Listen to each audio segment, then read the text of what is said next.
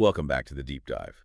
Today, we are immersing ourselves in one of the world's most critical frontiers, the immense agricultural potential across sub-Saharan Africa. And we're focusing on a company called Farmerline, which is doing something really interesting. They're not just adding tech, they're trying to fundamentally rewire the entire system for millions of smallholder farmers.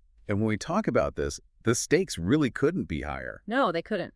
Agriculture isn't just a sector here, it's the absolute backbone of economies like Ghana's. It's the lifeblood. But for decades, all that potential has been, well, paralyzed by some deep systemic barriers. And the human cost of that paralysis is just catastrophic. It really is. I mean, the sources we looked at paint a really stark picture. Over 1 billion Africans can't afford a nutritious diet. 1 billion. Yeah, and that means, roughly 20% of the population is undernourished.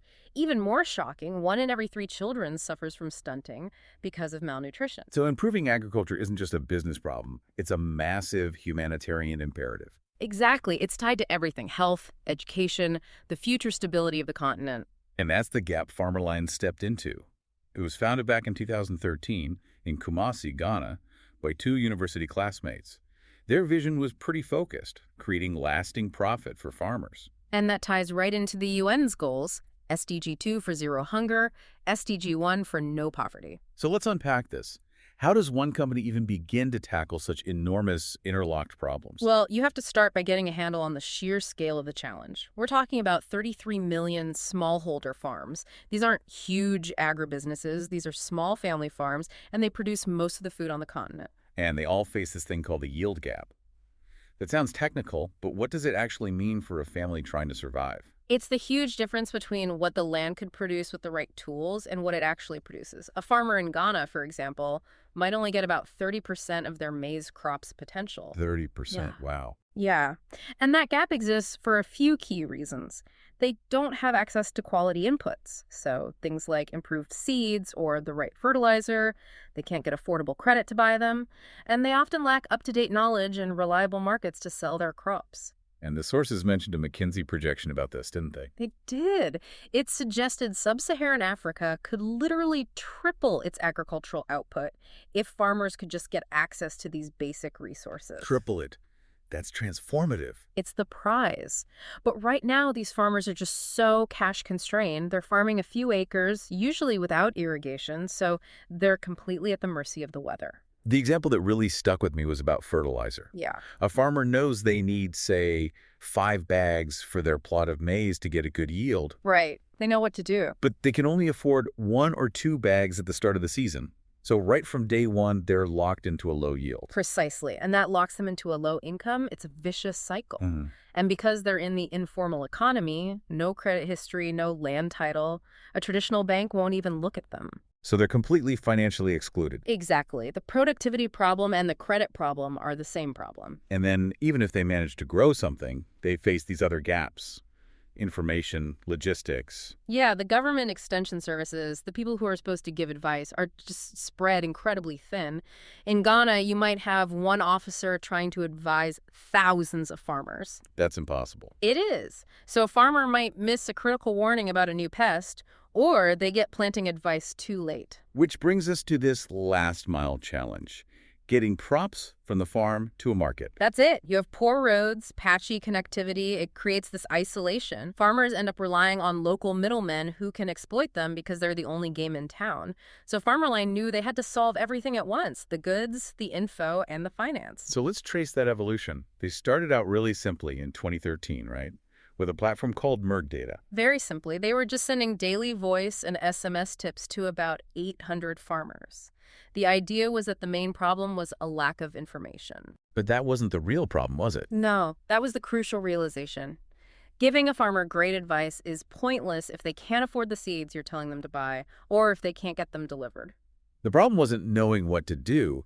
It was having the means to actually do it. Exactly. And that pivot is what defines their entire model today. They moved from just advice to becoming a full-on service provider. Okay, so what did that look like? Well, they started bulk purchasing high-quality fertilizer and certified seeds. And the crucial part was they offered a flexible pay-after-harvest option. Ah, So that solves the immediate cash problem. The Right. farmer gets those 5 bags of fertilizer when they need them. Right. And then, to close the loop, they also offered to buy the produce at a fair price, connecting the farmers to bigger, often international buyers. It's a full partnership, not just a one-off service. That's it, exactly. So let's talk about the tech that makes this all possible. Mergdata. Today, it's a smart farm management system. And it has one feature that is just so critical in offline mode. That is absolutely essential. It's not a nice to have, it's a must have. It shows they understand the reality on the ground in rural Africa, where a stable data connection is a total luxury. So an agent can be out in a remote village all day, no signal, still collecting data. Yep. They map fields, register farmers, input all this information into the app. And the moment they get back to a main road with a signal, boom, all that data syncs to the cloud. The workflow is never interrupted. And Mergdata is much more than just mapping, right? Mm-hmm. It has these 4 core parts. Let's start with the communication side of it. Okay, so that's the advisory and helpline service. To get around literacy issues, they send out voice and SMS messages in 27 different local languages. Which is huge. It is. But the real game changer is the free Farmerline 399 helpline. A farmer can actually call in. So it's two-way communication. Yes, they can talk to a trained agent, get personalized advice right when they need it, like during a pest outbreak. It basically fills the role of those overstretched government services. Okay, so next up, market isolation. How do they make sure the farmer gets a fair price for their bigger harvest? That's the market information service. Mergdata pulls together current market prices and other data. They give this to the smallholders, often for free. So it levels the playing field. Completely. It gives them the power to negotiate effectively with middlemen. They know what their crop is actually worth. And the third pillar is the data itself, the engine behind the whole system. This is the data management and mapping service. The agents are out there with their mobile apps using GPS to map every single farm, creating a digital profile for every farmer. And with that data, they can do some really powerful things. Oh, absolutely. They can send targeted advice. For instance, warning only the farmers in a specific dry region about using drought-tolerant seeds. And on a bigger scale, that data can be used for regional agricultural planning. And the final piece of the puzzle brings us right back to the beginning, solving that financial exclusion problem. Yes, finance. This is maybe the most transformative part. Mergdata takes all that performance data yield history, what inputs they used, if they paid back on time, and it generates an alternative credit score. So they're essentially creating a credit history where none existed before. That's exactly what they're doing. They are building a bankable profile based on how good of a farmer you are, not on whether you own land with a title deed. But wait, isn't Farmerline taking on a massive risk here? They're giving out inputs, which are basically loans, to farmers with no traditional collateral. It seems that way, but the data is the new collateral. That's the genius of it. By creating this detailed digital profile, the farmer's good behavior, their skill, their reliability becomes a bankable asset. So the data de-risks the loan. Precisely. It allows Farmerline and its partners to provide these pay-as-you-harvest loans at scale because they can actually predict who is a good bet and who isn't based on real performance. Okay, but as you said, technology doesn't deliver a bag of fertilizer down a dirt road. Absolutely not. And this is where the high-touch human element is just as important as the high-tech. Farmerline has built this huge network of over 3,000 field agents and local partners or agripreneurs. And these agents, their first job isn't even selling. It's about building trust. Trust is everything. Yeah. You have to remember, a lot of these communities have seen projects come and go with lots of broken promises. So the agents who are local, they go in and meet with village chiefs first. They build relationships. They're the human operating system for the tech. That's a great way to put it. They provide the personal support and they handle the digitization. They're the ones mapping the fields, creating that economic identity for the farmer. An economic identity. I like that. It's more than just data. It's a gateway. It is. Once a farmer has that verifiable history, they can start accessing other services they were locked out of before, like crop insurance or larger loans. And this brings us to the logistics, what the CEO called Amazon for farmers. Yeah, and that analogy really works. Farmers can order their inputs on a basic phone using a simple menu, or just tell their local agent. Farmerline then aggregates all that demand and manages the complex delivery process. And crucially, they cover the cost of that last mile delivery. Which is a game changer. It saves the farmer a whole day of travel and the cost of transport, which would eat right into their already thin margins. And this decentralized system proved to be incredibly resilient even during COVID lockdowns. Okay, so this whole hybrid model, Hmm. what does it mean for scale? The numbers are staggering. Over 2.2 million farmers in more than 50 countries. It's huge. And they achieved that footprint mainly by scaling through others. What do you mean by that? They licensed the Mergdata platform to other big players, governments, NGOs, major food companies. So, for example, the government of Benin uses Mergdata as its national market information system. Farmerline provides the tech backbone for others to use. It's a massive multiplier effect. It is. And they pair that with their own strategic expansion on the ground, like moving into Cote d'Ivoire.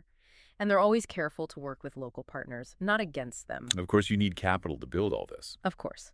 That $14.4 million funding round in 2022 was specifically to build out the physical stuff, the warehouses, the distribution networks needed to support all that growth. So let's bring this all home. Let's talk about the real-world impact tied to those sustainable development goals. What happens to a farmer's life? The results are, well, they're genuinely transformative. For SDG 1, no poverty, farmers often see more than a threefold increase in their income within just a couple of years. A threefold increase. That's not just a number, that's life-changing. That's sending your kids to school. It fundamentally changes the economics of a rural household. And for SDG 2, zero hunger, you see these huge yield improvements, maybe 30 to 40% in the first season alone.